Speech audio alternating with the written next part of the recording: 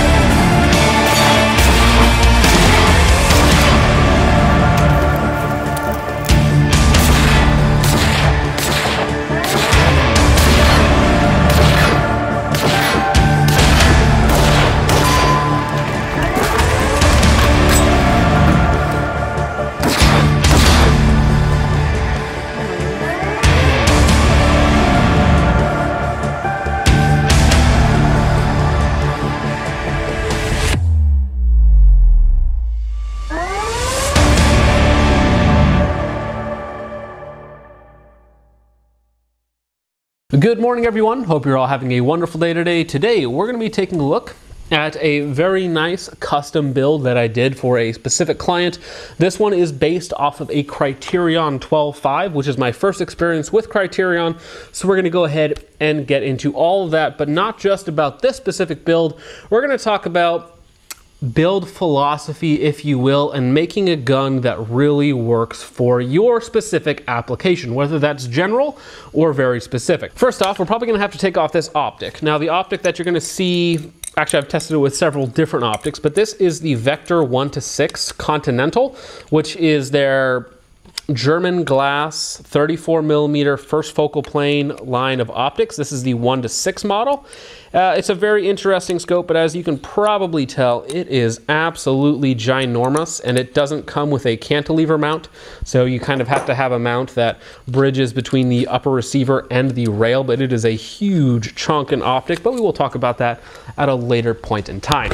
Now, as we mentioned, the heart and soul of this build is a 12.5-inch Criterion barrel, and that was one of the customer's requirements. That was basically the main thing they wanted, was a 12.5 Criterion using their SBR profile barrel. We'll get into all that specifics, but anytime I do a build for a customer, I basically try and find out what they actually want to use it for, whether they want just a general purpose do-it-all upper, whether they want to base it around a specific barrel or a specific use case scenario. And this is kind of a shorter do-it-all build. So I had a couple requirements from the customer. Once again, 12.5-inch Criterion barrel. And on top of that, they wanted it to cycle anything. Now, the Criterion barrel gas port is 0.064. That is a very diminutive gas port size. I believe Roscoe 12.5 is 0.069, 0.068, something like that. This is, again, a carbine length gas system.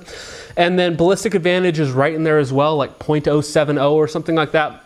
So both of those are still soft shooting barrels, maybe a tiny, tiny bit over gas with like full power ammunition, but they're both very, very soft shooting. And then on my Mark 5s, which use a 12.5-inch Ballistic Advantage, I actually open those up to a 0.074, and that allows them to eject full power ammunition with a carbine buffer, carbine spring at about 3 o'clock to 3:30, depending on your specific circumstances. But it also allows them to cycle steel case at around 4:30. So you're getting kind of close to the bottom edge. And now the Ballistic Advantage stock and the Roscoe stock will all cycle steel ammunition just fine. However, depending on how clean you get the gun, will depend on how reliable and how much longevity you have with that system with low powered ammunition.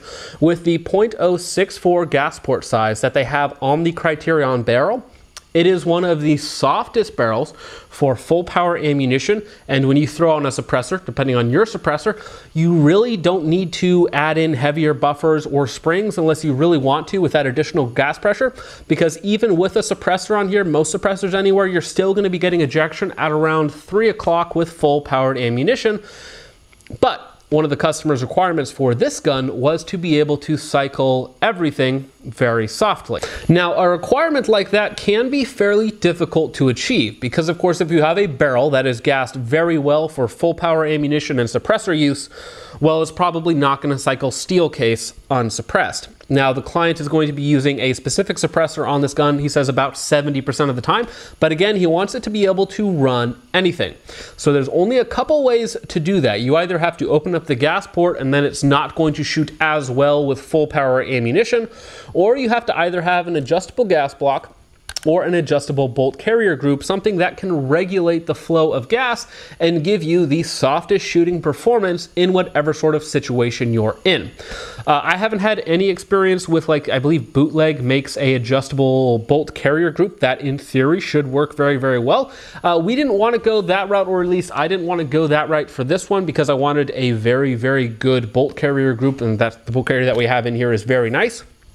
So, something that is very nifty and I've seen for quite some time, I haven't really heard much about it, so we went ahead and we went with a Strike Industries collar adjustable gas block. So we'll go ahead and take the rail off this because this is a very important part of the build because, again, one of the customer's requirements was to be very, very soft shooting with whatever ammo he puts into it, which means that he needs to be able to tune it to, again, his specific circumstances. Because if you're like me, you're going to have several thousand rounds of steel case just laying around at any given time. And if you have a specific gun that doesn't shoot that and you're out on the range and you forget your full power ammunition or something, well, it's kind of just done for the day because it's not going to cycle that lower powered ammunition. We'll talk about the handguard selection and all the other stuff in just a moment. So, here is the Strike Industries collar adjustable gas block. It has, I believe, 7 or 8 different positions, including a completely off. So I actually ported this barrel to a .076. Now, .076 is not that harsh, but with a suppressor, it will definitely be overgassed with full power ammunition. My intention behind that .076 gas port is basically, if the customer has it all the way open, I'm basically giving him an adverse setting. So if he's running low powered ammunition in really crappy circumstances, muddy, dirty, cold weather, like super cold weather, I'm basically giving him the ability to have an adverse setting built in to his upper receiver, again, for different circumstances. So that was my methodology behind the gas port. We did open the gas port all the way from a .064 all the way to a .076. And again, that is just for special circumstances. If you're having issues running really crappy ammunition, maybe you get a batch of remanufactured brass ammunition and they just skimp on the powder load, because some companies have done that, and I've heard of people getting remanufactured ammo that has like 20% less powder than it actually needs, so it barely cycles. With that adverse setting, you are getting the ability to run basically anything. Now, in my testing on this with my suppressor, unsuppressed, carbine buffers, carbine springs, which is mostly what I'm running, there's really only 3 settings that I'm using. I'm using all the way open, which is just fine. It's going to eject steel case at about 3 to 330, so definitely a little more than like the Mark V's, but not terrible by any means. But if you're running like full power ammunition with a suppressor, you're going to get ejection at around like 1:30 to 2 o'clock, again, depending on suppressor and your circumstances. So the next click down is very soft unsuppressed, and then you go another click, and now with the suppressor on it, it will run basically anything very, very smoothly. And now the way that the Strike Industries gas block works is it has a triple clamp design, which is fairly good. You have a huge amount of surface area because the gas block is actually like 1.5 inches long. That indexes on the barrel and clamps down onto the barrel collar itself. And then it indexes upon the shoulder of your gas block journal shoulder. And that is how the detent is held in place. So there is nothing on this system, the way it currently sits, that can come loose, again, because it's locked in place from the front and then pushed up against the gas block journal shoulder. And so because of that, it's a fairly foolproof system. And now everything on the gas block is 4140 steel. It is a very high quality, very tough steel. Before I send this out, I might pin the gas block as well, but we're just going to look into how hard that's going to be, because again, I don't have a jig for this specific gas block. So if I can do it, nicely, I will. If I can't do it nicely, then we are going to leave it as it is. Clamp style gas blocks have been used on many different guns and they work very, very well. This one here is a triple set screw design that again has a very large clamping area. And remember, there's nothing actually moving here. There's no moving part, so it's not like there's actual pressure indexing upon that. It's just hot gases flowing through. Now, there are some arguments, like recently I did a video on a 12.5 Tri-Arc barrel with their Track 2.0 barrels, which is about the same price range as this, but had a mid-length gas system versus a carbine length gas system, so you get an extra 1.5 inches of dwell time. Now, in my personal opinion, don't go chasing gas system lengths. Instead, chase the proper gas port size for whatever length that you go with. For instance, on a 14.5 carbine length, I believe the mil-spec gas port is the same as this, 0.064, but again, you have an extra 3.5 inches of dwell time, or 2 inches of dwell time if it's a real 14.5. But on this, the proper gas port size is powered for full power ammunition. On the 12.5 track barrel, which is a very, very good, very accurate barrel as well, Tri-Arc makes really good stuff for the most part. That one there had a gas port size of 0.076, and the reason for that larger gas port size is you have so little dwell time on a 12.5 mid. Now that is still the proper gas port size for a 12.5 mid. Really, in terms of feel, basically identical to this one, though Criterion, for whatever reason, decided to go with a carbine length with, again, a proper gas port size for their intended use case scenario. However, for my customer, I needed to open up the gas port just a little bit. Now, I really like the detent system on the Strike Industries gas block. It has really positive, really firm clicks, and about the 500 rounds that I put through it, I have not had any issues with it moving it. When you set it, it's a set and forget, and it actually modulates the size of the port on the gas block itself instead of like messing with like a screw or something else like that. So it is actually a physical block of 4140 that moves into place and regulates the gas. So overall, the design of it, I actually quite like. And again, it's all locked in against the actual gas block journal itself. And again, the entire reason for the adjustable gas block and opening the gas port on this barrel was again to meet the customer's requirement of running any ammunition through it, suppressed or unsuppressed, very smoothly. So because of that requirement, you're gonna have something to modulate the amount of gas going into the system, and we chose to go about it with the adjustable gas block. Now, talking about the barrel itself, Criterion makes really good stuff, and they are very proud of it, and they charge you accordingly. So you have a special profile. I believe this is their in-house profile developed for it. It's not like anything else that you'll see on the market. It is a phosphate coating on the outside, which absorbs lubricant, which is really nice. It came in a very nice, lightly oiled package, so the entire thing was kind of doused in oil. Phosphate for me is perfectly fine. It's mil-spec. I don't have any problem with it whatsoever. And the extension is nickel boron coated, which is a excellent top tier coating. And the bore of the chamber and of the barrel itself is chrome lined. And they do a very good job with their chrome lining. These are true like mil-spec quality, or actually above mil-spec quality barrels.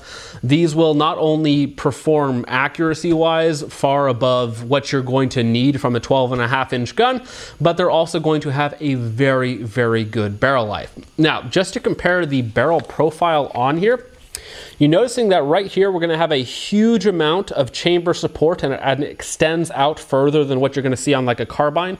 And it has a very simple, very slow taper towards the gas block journal or the gas block shoulder, where it opens up just a little bit to accept that 0.750 gas block. And then it has almost a perfectly straight taper to the end, because you're not really wanting to mess with the harmonics at the end of your barrel, right when the barrel leaves your, right when the bullet leaves your barrel. You really don't want to mess with the harmonics there all that much.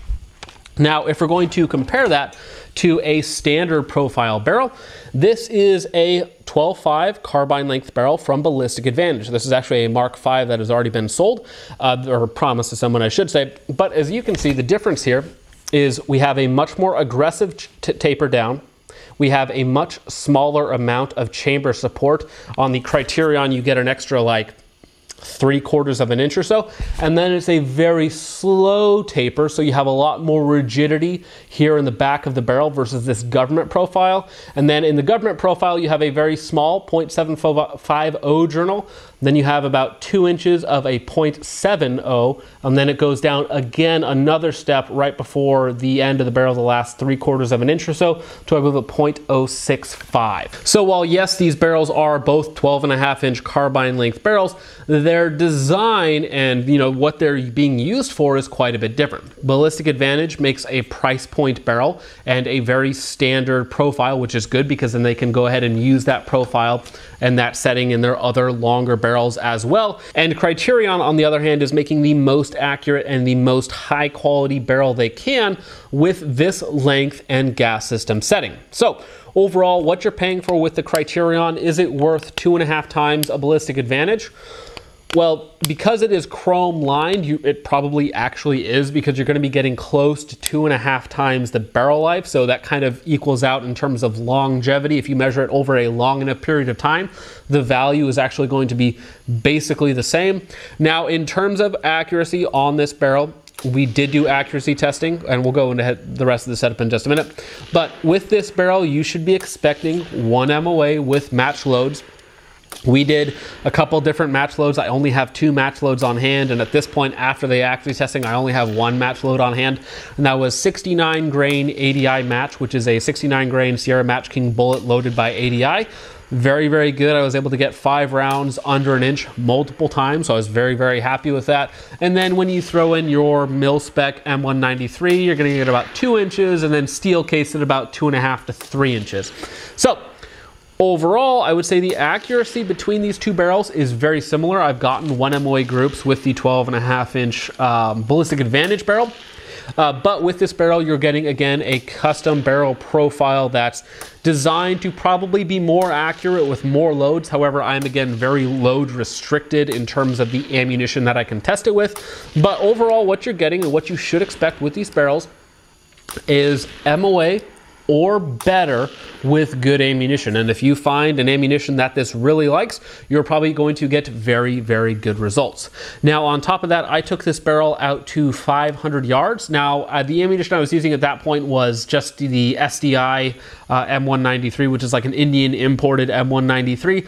It's not the best, it's not the worst ammo I've ever used, and at 500 yards in windy conditions, you're having a little bit more issues than you would with like a heavier, nicer match grade bullet, but you're still able to make good, effective hits on target out to 500-600 yards on reduced size targets, not like full size IPSCs or something like that, and you're still able to make them very, very easily. So for any real world use case you can think of, or even really your wildest dream of an engagement distance with a 12.5-inch 5.56, you can absolutely get it done with this barrel. So overall, my first experience with Criterion, very, very good. On top of that, one thing I do want to say is the machining quality on it is very, very good. The finish is incredibly even. And this has one, I'm not sure if this is something that they specifically do. I would imagine that it is. It has one of the tightest fits inside of the upper receiver extension that I've ever seen. It was almost to the point where I needed to heat up the upper receiver to get it to expand, you know, just like a 0.5 thousandths or something like that to accept the barrel. It is a very, very tight fit. So overall, that is kind of where we really had to go a little bit crazy in the build to meet the customer's criteria, but now we'll go ahead and get into the rest of it. Now, very standard thing that I start with on all of my builds is the upper receiver. So we do a lapped face of the upper receiver, which means that you have a very true mounting platform for your barrel to index upon, theoretically giving you the most repeatable accuracy possible. On top of that, even though this has a crazy tight fit to the barrel extension, we also bedded it to the action using a expanding and hardening compound. It's a Permatex solution. It's basically like a Loctite, but it's just designed to expand and fill all of those microscopic cracks in between the barrel and the receiver extension to kind of make them into one nice continuous piece of metal. So that's the upper receiver. The upper receiver specifically on this one is just a very standard mil-spec 7075 T6 aluminum, hard-coat anodized Type 3, finished by Aero Precision. Aero Precision makes really good stuff. If we break it open, the next most important part of any build is going to be your bolt carrier group. Now, For the bolt carrier group, we toyed around with a couple different options. We thought about going with the Geissele Reliability Enhanced BCG, which is actually in the Geissele behind me there, because it's a very, very good bolt carrier group. However, for this specific application, I wanted to go with something that had a much better dollar for dollar performance and a little bit more of a standard coating. Now, what we have here, this is the Fail Zero Nickel Boron BCG. And I know what you're saying, John. That's not nickel boron, that's a black BCG. And this is actually a true 100% nickel boron coated BCG, inside and out, everything on it. Your extractors, your bolt, your cam pin, and your gas key are all nickel boron coated. However, on this one here, they go for a very subdued look, and when they get dirty, as this one here has got dirty because I have shot it suppressed quite a bit, it has a very subdued gray look, and the non-load bearing surfaces are actually coated in a black Teflon material, which gives it a very nice, simple look. It's not super gaudy or ugly, you know, like a super bright, flashy silver. And over time, that will kind of wear away and show you the nickel boron underneath. But as it sits right now, I actually really like the look. The nickel boron is completely exposed on the gas key, the upper and lower rails, and the bolt, of course, because there's no like Teflon on those materials, because that's just going to wear off right away. And it kind of has this very nice subdued grayish look. It's not quite black, but it's fairly close. And this is after cleaning it again, after about the 500 rounds that I put through it, mostly suppressed about 350-ish plus suppressed rounds through this bolt carrier group, and it was quite dirty, of course, as you would expect. But nickel boron is an excellent coating for a lot of companies. It's their top tier best coating that they offer, and the reason that I wanted to go with Fail Zero is, one, I got it for a distributor price, which is a very, very good deal, but also they do a lot of the coating work for other companies. So if I buy a Toolcraft nickel boron BCG, which we might be using in our upcoming Mark series, that coating is purportedly done by Fail Zero. So we're just going with the manufacturer on this. Other than that, it is just a very high quality mil-spec BCG. It does have the Viton O-ring insert for extra extraction force. I believe it is a 9310 MPI tested bolt. We have a 4140 gas key that is properly staked using true grade 8 fasteners. So everything that you're looking for in a BCG with a very standard profile, this has, and I was able to snag that BCG for like just over $100. So in terms of dollar for dollar performance, one of the best out there. Now, on the back here, we can see that we have a extended charging handle. This is actually Geissele's standard charging handle, their supercharging handle, I guess that you could call it, which does, of course, have the gas busting feature, which is something that I was looking for because, of course, the customer is going to be shooting this suppressed about 70% of the time. Now, this is not the airborne version. This is the full-size version, so it gives you much more grip surface to use. And I like it a bit more, honestly, than the airborne version that's on the Geissele Super Duty behind me. It has a very, very good feeling to it, very good machining on it. Geissele is proud of a lot of their stuff. However, again, getting them for dealer prices, I believe this charging handle was only like $65. So overall, that's everything except for the rail. Now, I used this exact same rail in the other Triarch 12.5 build. This is the 11.5-inch combat rail from Midwest Industries. Midwest Industries makes some very, very good products, and they don't charge quite as much as other companies. I definitely wouldn't call them value rails, but they're definitely not the most expensive rails on the market. Now, the reason that we keep going with the Midwest Industries for 12.5-inch builds is they're one of the few companies that actually makes an 11.5-inch rail. Now, 11.5-inch rail on a 12.5 barrel just gives about a 1/2 inch of barrel before you hit the thread, so it allows you to thread on basically any muzzle device you want, any suppressor you want, without affecting, you know, or having to work around the rail. Most of the other rails that are on the market are like 10.5 or they're 12.5, and that's not going to work here. Now, the index method on this barrel is, of course, a very nice steel barrel nut, a very diminutive size steel barrel nut to save some weight while still providing all of the strength that you could ever want in a barrel nut. Again, it is important to note that the barrel nut really is important. It is important to have a good barrel nut, but the weak spot on your AR-15 by design is the upper receiver extension, and that will always give first before your barrel nut does, or at least it should give first before your barrel nut does, because that's a very thin extrusion of aluminum versus a steel barrel nut that just indexes on those threads. Now on top of that, it does use a clamp style design. I believe they recommend 40 inch-pounds of force, and we're going to go ahead and blue Loctite and mark these guys off after I get this cleaned up, and so I can actually send it to the customer after I film this video. And it also has 2 huge anti-rotation tabs. Something else that is important to me is that it does feature truly continuous Picatinny on top. So if you have something like that scope that I showed you earlier that has to bridge between the upper receiver and the front rail section, it absolutely does that without being misaligned and having an issue like on cheaper guns like Bear Creek Arsenal and some other guns that I've tested, where the rail doesn't actually line up properly in terms of its Picatinny placement. So if you do have to bridge the gap, it doesn't actually line up properly. Now, another thing that I like about the Midwest Industries rail is I believe the entire package is like 12 ounces or something like that, or 11.5 ounces with the barrel nut, which is a very, very good, very lightweight rail, but they don't really skimp out on the material. So they're allowing you to keep a good amount of rigidity in the handguard itself without being excessive in terms of weight. So you do have lightning cuts or ventilation cuts in the top here, but they give you the full Picatinny rail on top, which allows it to be a little bit more rigid than if you're taking kind of the material out of your backbone of your rail, if you will. Now, the anti-rotation tabs that they machine onto here are very good. They basically allow no movement whatsoever. It is a very, very tight fit on a mil-spec upper receiver. If you're not using a mil-spec upper receiver, it will absolutely not fit unless it's to that perfect dimension that they're supposed to be at. So, for the money, I think these cost around 150 bucks is the price that I'm paying for these rails. They are a very, very good value, and they do have, of course, built-in QDs that are only 90-degree rotational, I believe, so they're not a full rotation. But overall, it is a very, very good rail, and one of the few rails on the market, for a 11.5-inch length, so you get that perfect meetup with a 12.5-inch barrel.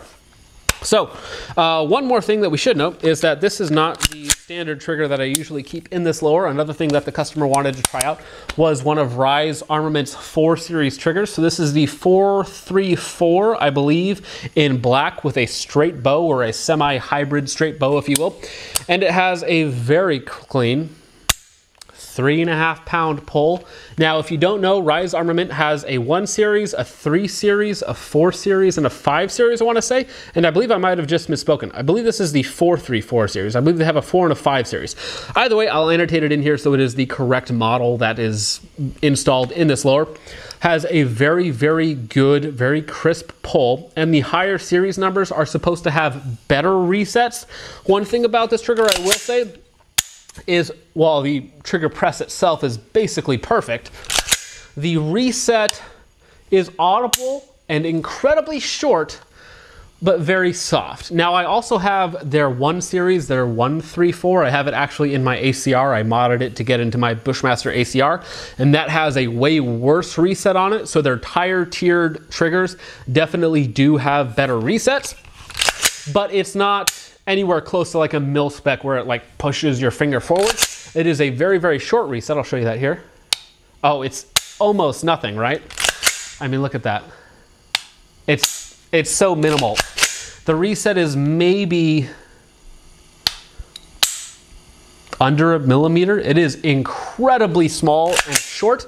It is audible, but you don't really feel it. So what that means is when you're trying to shoot this very fast, like you'll probably see in some of the intro footage, you can definitely shoot this very, very quickly, but it requires a more mindful presence of your finger versus something that has a more forced reset where you can really focus on pulling, relaxing, pulling, relaxing, pulling, relaxing. This, with this trigger, with the softer reset, it's more of a pull, move, pull, move, pull, move, instead of just allowing your finger to relax a little bit. I find the relax method and letting the trigger reset on its own a little bit faster personally, but this is definitely something that you can get used to. And again, for the price that I paid for this trigger, it is a very, very phenomenal trigger.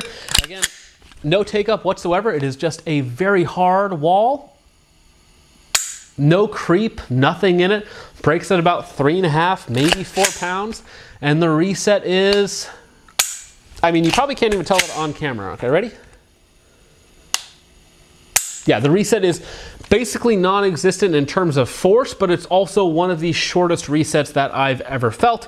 So if you're interested in the Rise Armament 4 series of triggers, I would definitely try one out because they are pretty darn good. The only complaint I have is that that reset, while it is incredibly short, just could be a little bit more forceful. And I'm not sure how you would engineer that, but if they could make one like that, maybe their 5 series does have that, this might be one of the best triggers on the market, especially considering that I think they're like under $200, and that's usually where Geisley start.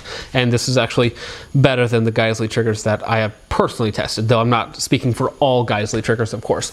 But overall, that was the build. Now, we haven't really talked about the optic at all, and I'm not sure what he's going to be running on this in terms of optics, but with a 12.5-inch gun, you can basically do anything with that. As you noticed, I was taking it out to 500 yards. It's still short enough, it's still handy enough to be a home defense gun, a truck gun, kind of an all-purpose gun, definitely very, very good for anything urban or close range. It wouldn't necessarily be my first choice if I was like out in the desert like Nut and Fancy is, you know, out in Utah or something like that, where you have like 1,000-yard plus sight lines.